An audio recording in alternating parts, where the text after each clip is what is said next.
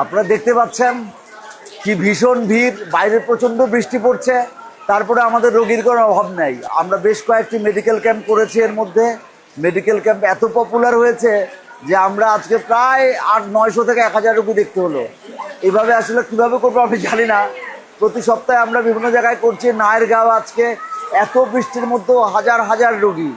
তো আমরা ঢাকা থেকে প্রায় 20 জন ডাক্তার এসেছিলাম, আমরা বিভিন্ন ডিসিপ্লিনের। তো তারা সবাই রোগী দেখেছে, আমি বিশেষ করে চর্মরোগ দেখেছি। তাছাড়া আরও আমার ভাই ইএনটি স্পেশালিস্ট ডাক্তার তুহিন, সেও এসছে, আর অসংখ্য ডাক্তার ছিল। তারা সবাই মিলে আমরা আজকে রোগী দেখলাম। রোগী দেখে আসলে শেষ করা যায় না, এত এত এত এত রোগী। নায়েরগাঁওবাসীকে আবারও ধন্যবাদ দেই। আর আপনারা জানেন যে বিএনপির প্রতিষ্ঠাবার্ষিকী উপলক্ষে আমরা এই 2 মাসব্যাপী টানা আমরা হেলথ ক্যাম্পের আয়োজন করেছি বিভিন্ন ইউনিয়নে।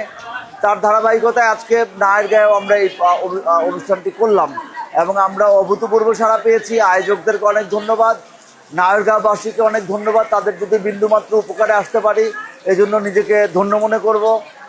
তাছাড়া আমাদের আরও কিছু প্রোগ্রাম রয়েছে, যেমন আমাদের 31 দফার লিফলেট বিতরণ করছি। ফাঁকে ফাঁকে আমরা বিভিন্ন বাজারে, বিভিন্ন মহল্লায় গিয়ে আমরা মানুষের মধ্যে 31 দফার প্রত্যেকটা দফা আমরা তুলে ধরছি এবং তারেক রহমানের ভীষণটা বাস্তবায়ন করার চেষ্টা করছি।